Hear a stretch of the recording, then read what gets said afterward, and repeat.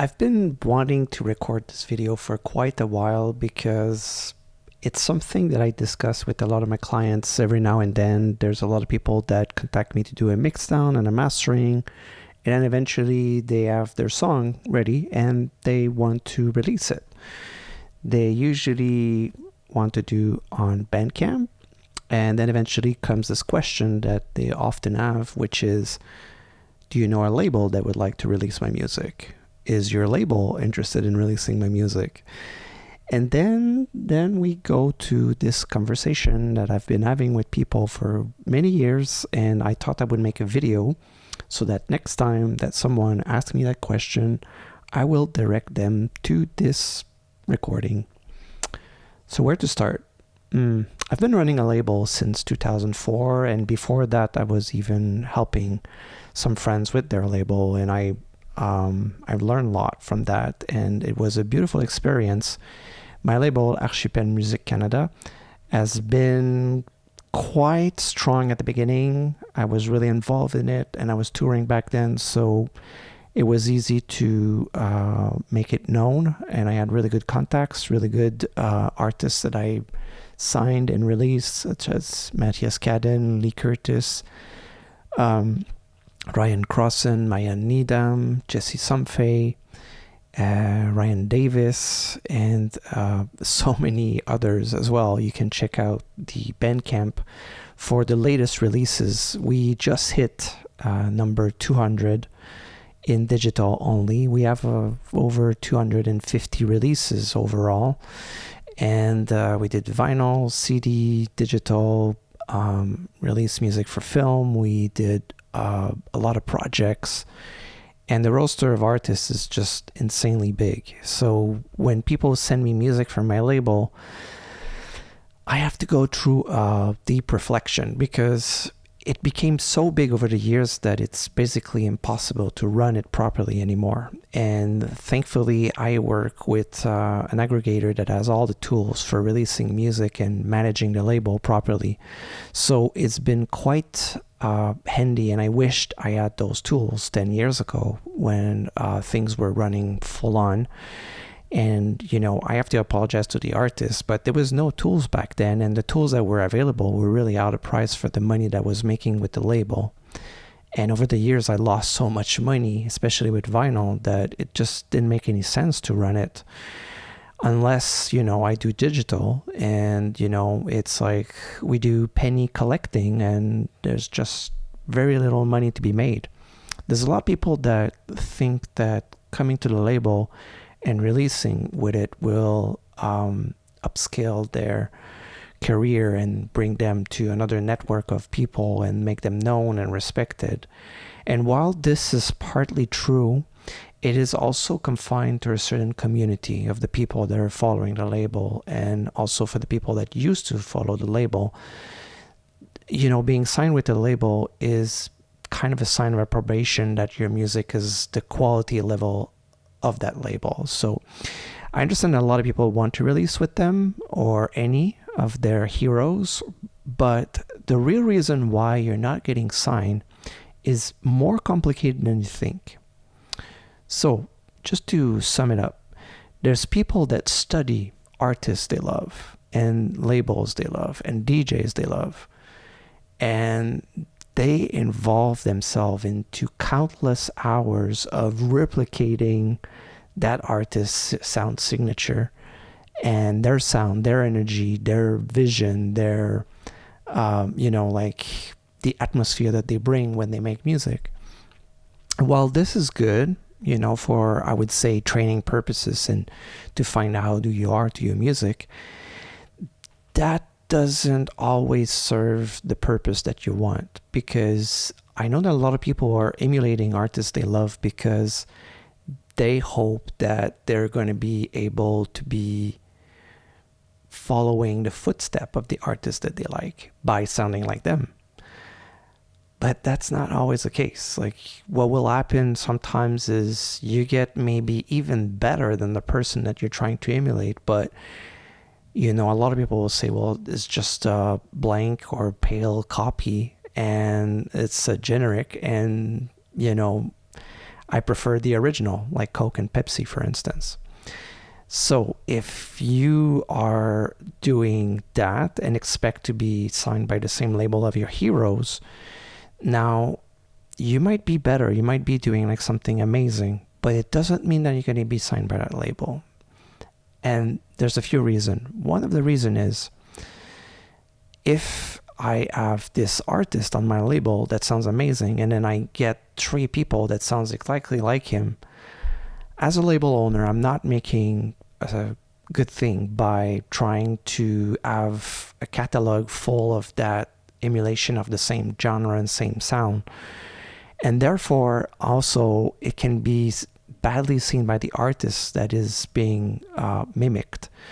So I'm usually, like going to be a little bit like on the fence. I would need to really love the music. It would need to have something that the previous releases don't have, so that I release that album, that EP. So that's one thing. Emulating artists that you like doesn't always serve the purpose that you have in mind.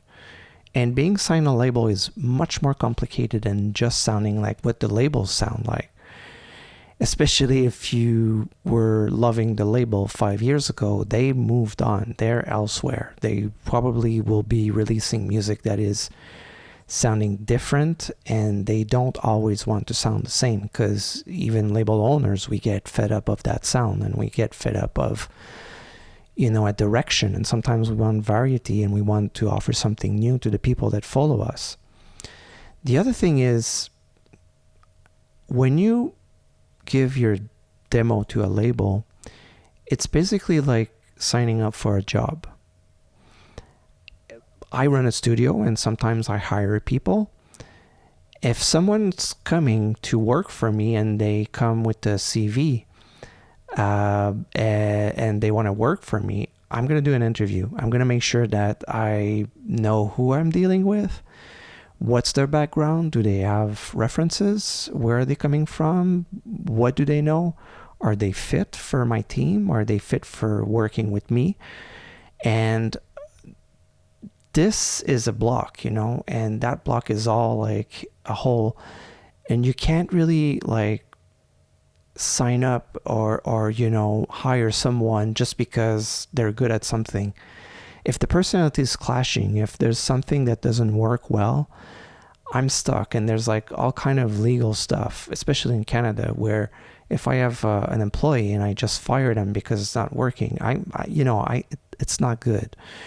And the same thing for labels. If you sign an artist, you're not just signing an artist, you're hiring and you're working with someone for at least 3 years, unless you break the contract, if you have any.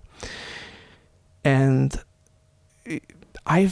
for a while with my label, I was just like receiving demos. If I liked the demo, I would just sign it and release it. And, for a while it was kind of okay, but eventually I started having some issues, because sometimes the artists, they become not who they were when they sent me the music. They start releasing other music, and then their music signature completely changed, their direction completely changed, and the music that they have with me is something completely different. And do I want to be associated with that artist? Because they are elsewhere.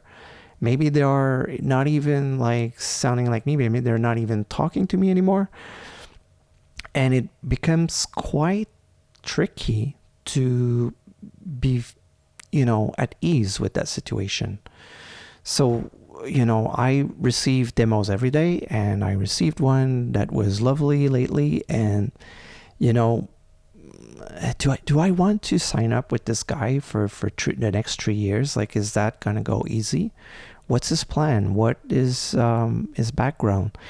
If the artist doesn't have any following on SoundCloud, or if the person has no kind of like profile, I'm gonna probably lose some money, because there's an investment in time and management and PR that I put for each releases.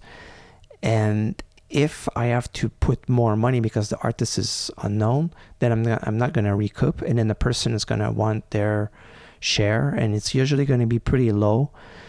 So I mean, I'm not charity, like at some point I kind of need to break even. Otherwise I don't see the point of running a label anymore.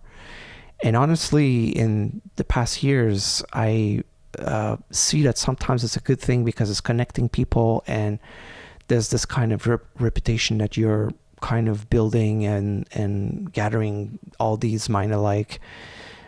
But, there's like a counterpart of that is also the price to pay for running that is quite high sometimes.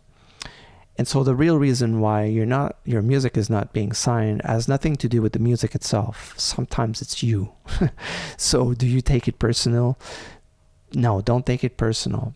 It's just sometimes you're not fit. If you're some random dude that makes music in their bedroom, never goes out, never goes to event, but make amazing music, it's going to be difficult to release your music. More and more labels, they want to release people they know. They want to release people they've met before. The in-person feeling is important. And of course, people are going to say, yeah, but Burial, he made music in his bedroom producer, and he makes something amazing and things went really good for him. Well, there's not many Burials to me. I think I just know one or two that had that kind of success story.